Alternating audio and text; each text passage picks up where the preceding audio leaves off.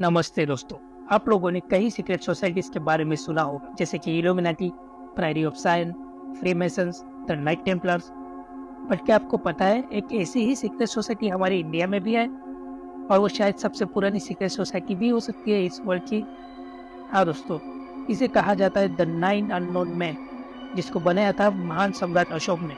तो स्टोरी में आगे बढ़ने से पहले मैं आपको बताना चाहूँगा कि सीक्रेट सोसाइटीज होती क्या है। Doctor Richard B Spence, historian from university of Idaho, बताते हैं कि it is a organization of people with same belief who sought secrecy to conceal particular information, rituals or practices and have strong inclination to favor its members। अब आते हैं the nine unknown man की कहानी। करीबन 2000 साल पहले महान सम्राट अशोक, जो मौर्य साम्राज्य के तीसरे राजा थे, उन्होंने 260 ईसा पूर्व कलिंग के युद्ध में बहुत सारा नरसंहार, रक्तपात और हिंसा देखी। ये सब देख के उनके मन में परिवर्तन की भावना जागी, और उसके बाद उन्होंने हमेशा हमेशा के लिए युद्ध त्याग दिया और शांति एवं ज्ञान के मार्ग पे अग्रसर हो गए और बुद्ध धर्म का स्वीकार की। उनको समझ आया कि नॉलेज एक इम्पोर्टेंट और पावरफुल चीज़ है।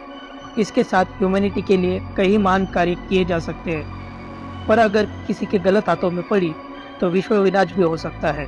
फिर सम्राट अशोक ने 9 काबिल और बुद्धिमान लोगों को ढूंढा, जो 9 अलग अलग विषयों में पारंगत थे, और उन्हें 9 बुक्स ऑफ सुप्रीम नॉलेज को संभालने की जिम्मेदारी थी, और ये सारा ज्ञान छुपा के रखा। द अननोन 9 के हर एक सदस्य का एक कर्तव्य था कि वो ये 9 ग्रंथ संभाले, उनकी रक्षा करे, समय के साथ उन्हें अपडेट या रिवाइज करे। अगर किसी एक सदस्य की मृत्यु होती है तो उसके जगह पे एक दूसरा काबिल इंसान चुना जाता था, जिसकी वजह से at any point of time हमेशा 9 सदस्य बने रहते थे। अब मैं आपको वो 9 विषयों के बारे में बताना चाहूँगा। सबसे पहला है प्रोपेगेंडा, यानी अधिप्रचार, जिससे लोगों के विचार कंट्रोल किए जा सकते थे, उनके विचार मैनिपुलेट किए जा सकते थे।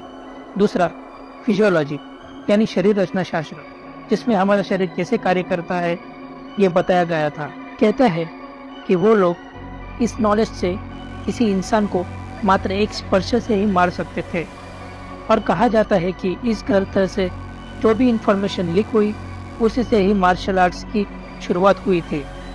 तीसरा विषय है माइक्रोबायोलॉजी, यानी सूक्ष्म जीव शास्त्र, जिसके नॉलेज से वो लोग सूक्ष्म जीवों को बना सकते थे, उनको कंट्रोल कर सकते थे, और इसी के साथ नई नई बीमारियां फैला सकते थे, जिससे वो किसी भी एक राष्ट्र को नष्ट भी कर सकते थे। चौथा विषय है एल्केमी, यानी रसायन शास्त्र। कहा जाता है कि वो इस नॉलेज से कोई भी धातु को सोने का बना सकते थे। नेक्स्ट है कम्युनिकेशन, यानी संचार। उनके पास कम्युनिकेशंस की आधुनिक मशीन्स थी, जिससे कहा जाता है कि वो एक्स्ट्रा टेरेस्ट्रियल बीइंग से भी कांटेक्ट कर सकते थे। Sixth is gravity. इस बुक के इस्तेमाल से वो आधुनिक विमान बना सकते थे। और दोस्तों, आपको पता ही है कि हमारे शास्त्रों में भी ऐसे विमानों का उल्लेख किया गया है। सातवां विषय है कॉस्मोगोनी, यानी विश्व उत्पत्तिवाद। इसमें इंफॉर्मेशन मिलती है कि कैसे हमारा यूनिवर्स क्रिएट हुआ और वो कैसे फंक्शन करता है। इसके बाद आता है 8वां विषय लाइट। इस ग्रंथ में बताया गया है कि कैसे हम स्पीड ऑफ लाइट से ट्रैवल कर सकते हैं और स्पेस और टाइम को कैसे ब्रिज कर सकते हैं। और आखिरी और 9वां ग्रंथ है सोशियोलॉजी, जिसकी मदद से समझा जा सकता है कि कैसे ह्यूमन सिविलाइजेशन इवॉल्व हुई, और उससे वो किसी भी संस्कृति को क्रिएट, नर्चर या डिस्ट्रॉय कर सकते थे।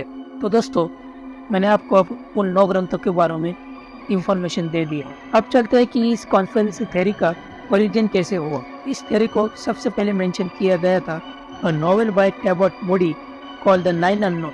इसके बाद इसको और पॉपुलराइज किया गया by writer Louis Pauwels in his 1960 book the morning of magicians. दोस्तों, कंक्लूजन में मैं ये कहना चाहूँगा कि इस थ्योरी को प्रूव करने का कोई भी एविडेंस आज तक नहीं मिला है।